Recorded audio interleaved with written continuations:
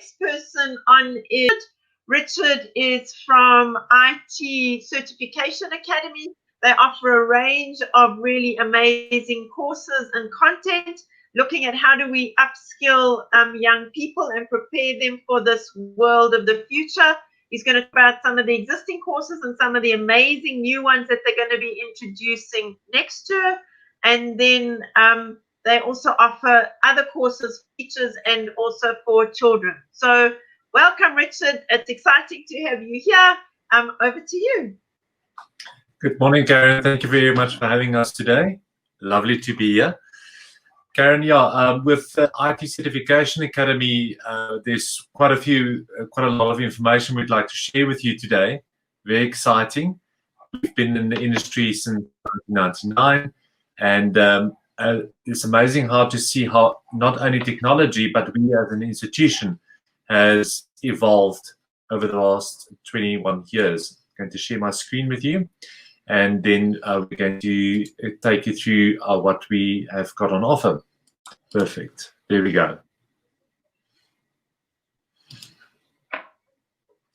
Great. Thank you. Perfect. Have you got it? Yeah, awesome. Thank you. So with IT Certification Academy, one of the things that we faced a lot with looking at what we are about and where we are going with the IT industry, a very common thing that we've got with our students, our main focus market is grade 12 learners going into the tertiary education sphere, where one of the questions they do ask us quite a lot is what type of career or careers can I do after completing certifications? Now, a big loaded type of question, but also open neutral type of question when it comes to careers. And we found over the past years, since I've personally been in the industry since 2003, in the education and upskilling and tertiary education institutions, where a lot of the students don't know what they want to become or what they want to do. They are focused very much on what the end result is and looking at, okay, I'm going to do something and earn a salary of 50,000 Rand a month, whether I'm 21 years old or older. And the reality is they don't understand the building blocks going towards that type of career.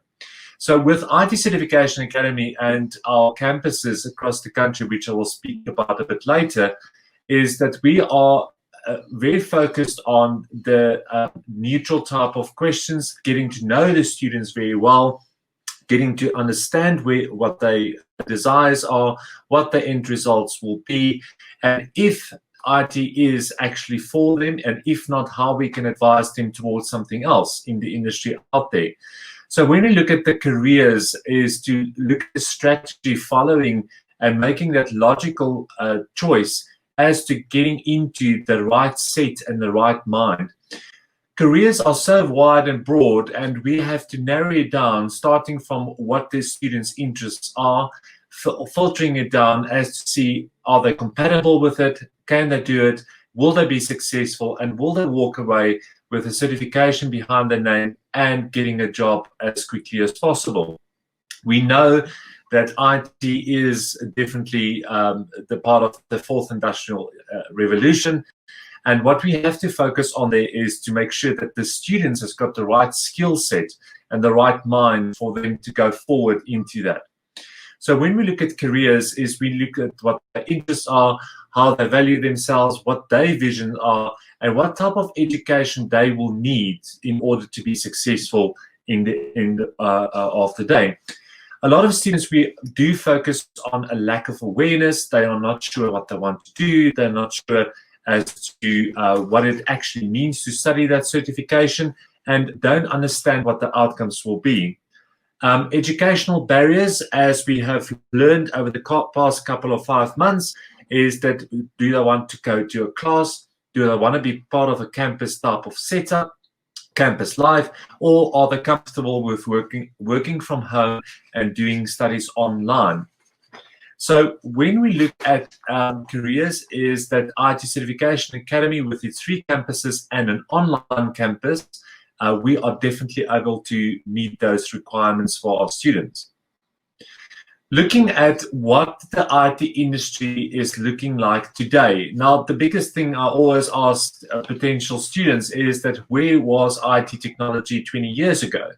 In 1999, when I finished school and went to study in 2000, there was no such thing as WhatsApp. There was no such thing as Mixit, SnapScan, Zapper, Facebook, Instagram. Nothing like that. All those elements only came into place since 2007 and onwards. However, looking at where we are today and how it will look like in the next 20 years is of vital importance. And that's where we have to, as an IT education provider, ensure that the students understand what they will be doing now will be beneficial for the next 5 to 8 years. However, it will most definitely look different in 2040. Hopefully without the pandemic, hopefully without any disturbances. However, that's not guaranteed.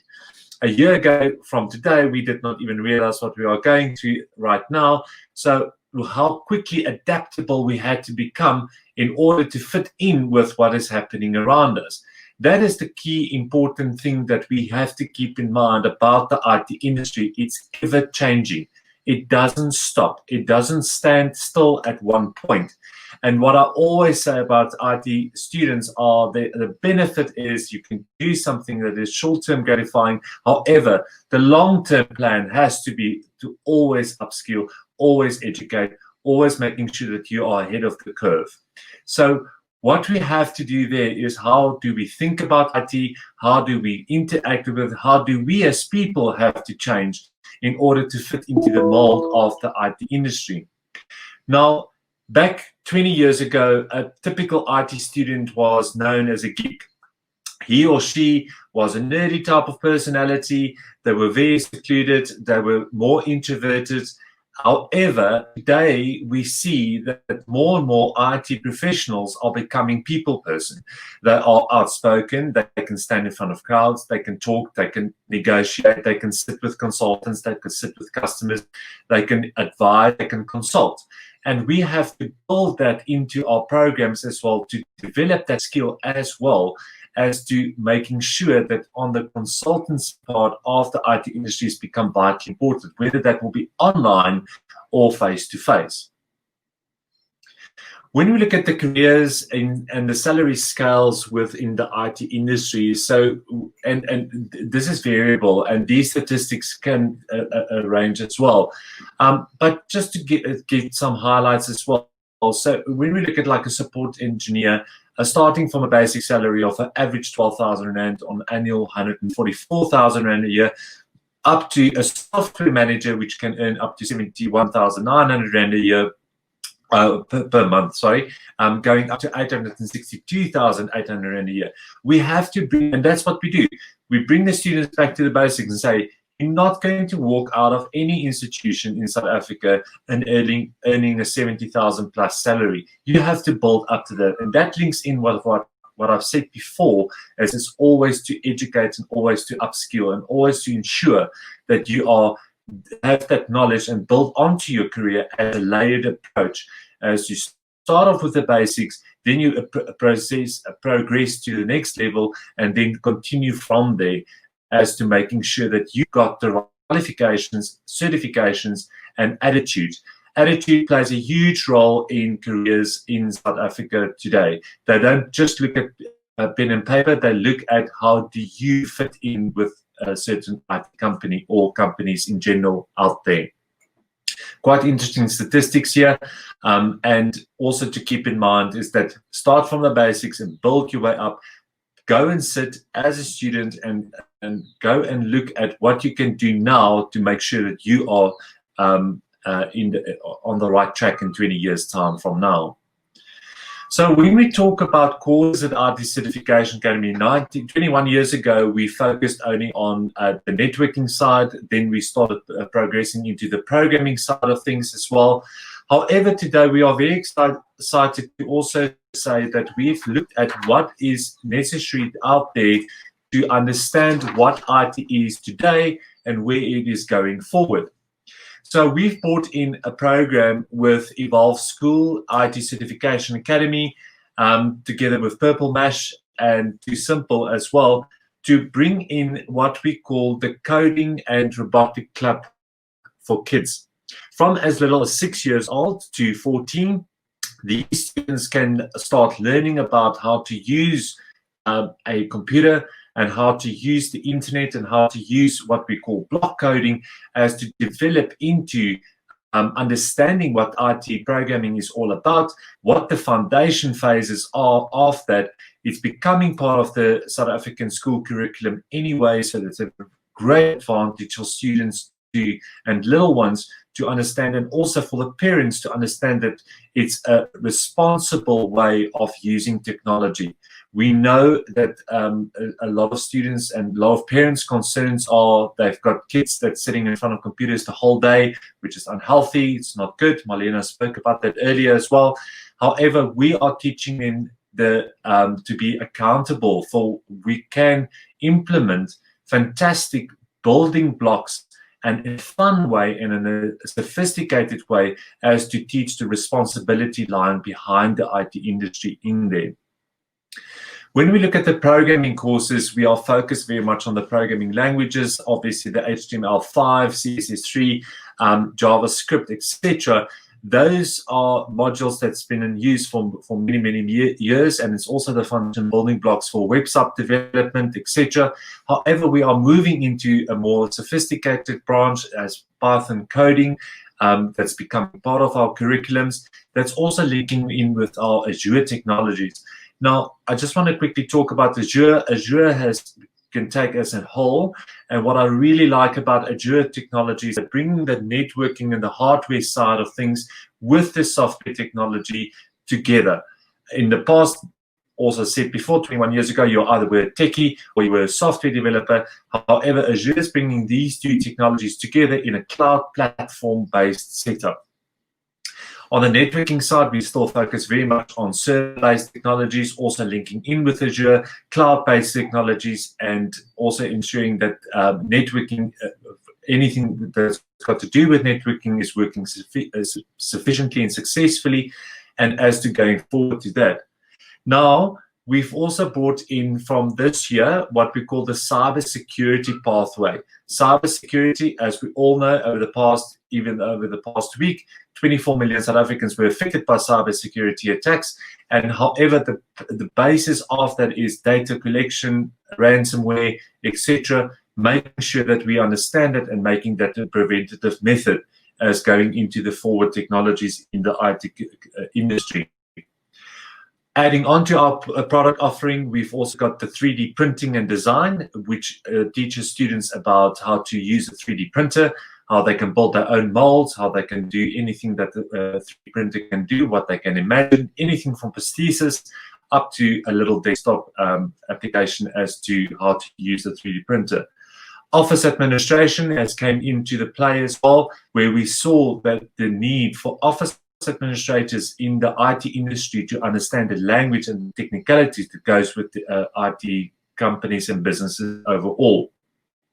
Then again, Office 365 has taken over the industry at this point in time, linking in everything cloud-based platform, OneDrive, Teams, Microsoft Excel, Word, PowerPoint. You can use it anywhere as long as you've got a username and login, which is fantastic for us to use. Our campuses are focused on small classes. We've got average 20 students per class. Our students are very much focused on making sure that we've got face-to-face tutoring time on campus, or you can do online lecture-based as well. You can sit anywhere in South Africa or in the world and tune into while the trainer is busy with his or her class. So you don't have to be at a campus. You can sit anywhere from home and listening in and making sure that you follow what's going through. And then we also do have pure online studies, which is a self-study based as well. Accommodation is a big part of our student living as well, and we focus on making sure that once a student has decided to come to one of our campuses, to ensure that they are in close proximity of our campuses, walking distance, preferably, otherwise on a route where public transport is available to our campuses. We do assist our students with putting them in contact with the right people to help them making those decisions. So how do we get in touch with one another? And I will also post a link in the chat now as well. We need to know who you are. We would like to have a conversation with you over the phone. We would like to set up a face-to-face appointment. However, if you're not available face-to-face or close to a campus, we will do that online via Teams, via Zoom, via Google Meet, it doesn't matter. And having a conversation with not only the student, but also the parents as well. We do an entrance assessment, and then we do a registration process to see that if you are fit right for the certification that you wish to do. Then just some photos of our campus. We are very much a family-orientated type of campus. We know our students by name, not by student number. We like to engage with them. We like to also have a lot of contact time with our sponsors or parents. If we see there's something not going right, we will definitely let you know as quickly as possible. So get in touch with us. There's our telephone numbers and our email addresses. However, I will put a link in the chat as well for us to have a conversation.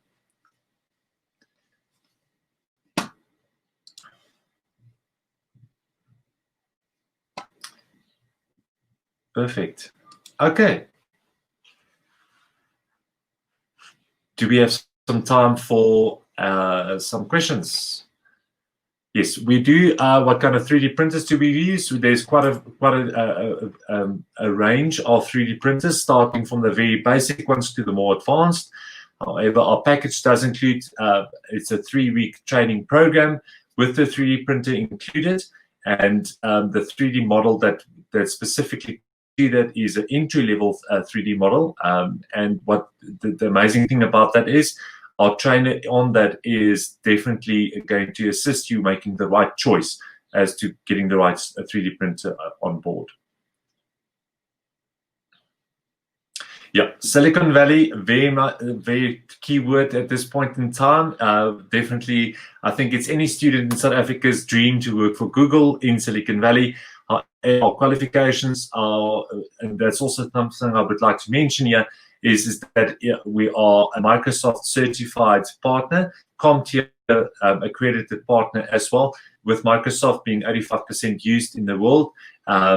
Then we can go over to and making sure that they can end up there. Where is Silicon Valley in South Africa? Bit of a biased question. I think my personal opinion, I would say it's in Johannesburg and Sandton. However, a lot of people in the Western Cape will fight me on that one, and they will say that will definitely be in Stellenbosch. Actually, it's quite a nice venue for young and upcoming tech professionals, or Century City as well, next to the N1 in Cape Town. Yes, we have part-time or full-time training. Yes, Karen. No, I was going to say talk about the online. Yes, online studies for students grade 10 to 12, and however they can do online CompTIA certifications, which does not need a grade 12 certificate at this point in time. They can do short modules like A+, Network Plus, Security Plus, Pen Test Plus training as well. However, then there we go over to the when they finish their grade 12 year, to make it the formal national certifications in information technology and systems development or system support, where we do need a grade 12 certification for entrance. However, before finishing grade 12, they can do short courses with us as well. Cool. If you had to sum up in a few words, why do you think the children should actually be studying those types of fields? Karen, when we look at the IT industry and definitely the need for students, or the industry need at this point in time for young and upcoming IT professionals, we are small-based, small classes, lecture-based, high pass rates. We do focus on that. You have to have a 70% pass rate or higher to actually proceed to the next module. That it's quite strict as to that, as making sure that the quality of education transfers over into the workplace environment, making sure that those students are equipped well enough before entering the information technology industry going forward into their careers. Thanks, Richard. It's been a real honor having you here and with you sharing. Thank you so much for telling us all about the product and the things and making us aware of the kinds of fields that we could expose our children to. So thank you very much for being involved today. Thanks, Karen. Thanks for having me. Thank you.